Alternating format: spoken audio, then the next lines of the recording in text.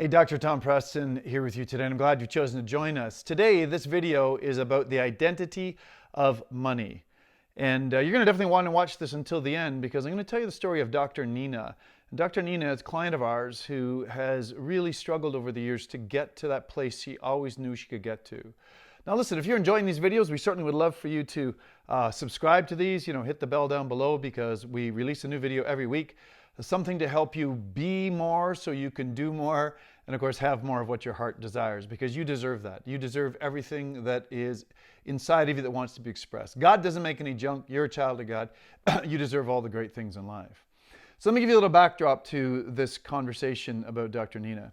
Dr. Nina was a client of ours, a smart person, very gifted doc. Able to help humanity, and had a pretty good practice. Things were going pretty well in the business, but she had an itch she couldn't scratch. She knew there was more that she could manifest. Knew there was more she could do, which is why, of course, she reached out to us as a coaching company. So we did our assessment, our evaluation, and we started helping Nina with different parts. And at first we thought it was maybe her marketing. So we did some work on marketing. Wasn't her easiest thing to work on, but again, we worked on that and got some great strategies that had helped lots of other docs. It didn't seem to move the needle. So we got out looking at some other things, and she was quite convinced it was something superficial. It was just something, relative to, her location or the hours she had. So we changed hours, and we changed, the times of days and the different days, and that really didn't move the needle at all. She thought it was maybe her team, so we changed teams. We got her some team training. And again, sadly, that didn't seem to, move the needle at all either.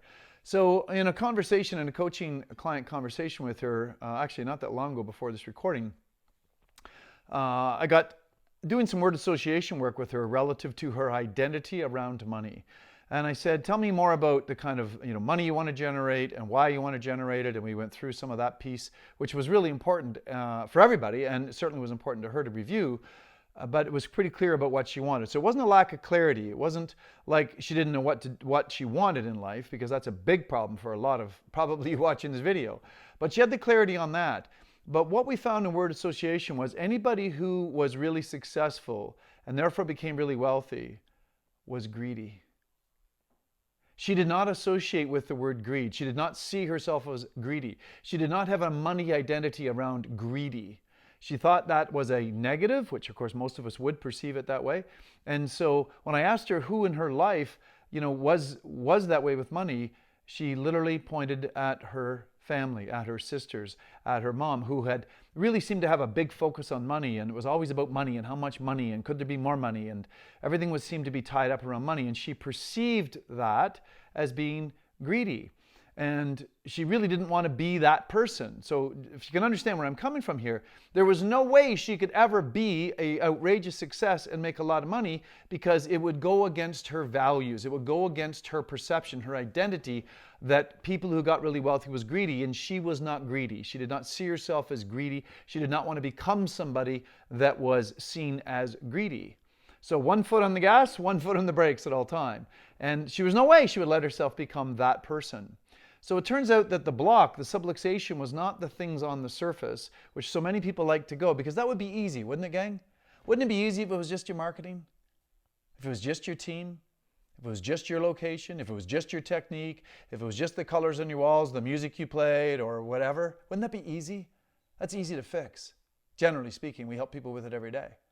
But my experience, and almost as of this recording, almost 27 years of coach consulting, thousands of people just like you, the problems are often deeper. The problems are often tied to things inside of us, things like our identity with money and what we see in the world and who we don't want to become. So again, I tell you the story of Dr. Nina to help you understand the concept of money identity. And if you're open to a little coaching, I would encourage you to start to reflect on what your money identity is. Are you someone that's got a negative connotation with greed and sees people who get too wealthy as being greedy, and you don't want to become that person like Dr. Nina? Or is there another example of that is running around in the back of your subconscious brain that could be stopping you?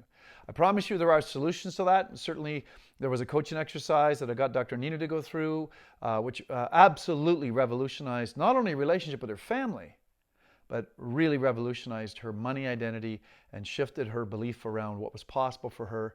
And as of this recording, her practice is skyrocketing. So Again, Dr. Tom sharing with you the concept of money identity via the story, again, of course, of Dr. Nina. And I encourage you to look deep into that. Of course, if you're someone that would like some assistance going through this process, certainly reach out anytime, because we have something we call a discovery call. It's a complimentary call, no strings attached, just an opportunity to help you explore and dig a little deeper into what might be blocking you. And of course, in the process, start the opportunity to develop a relationship with you, so that somewhere down the road, when you realize you need some more help, maybe we'll be able to be the ones to be there for you. So Dr. Time signing off. Hope you're enjoying your day.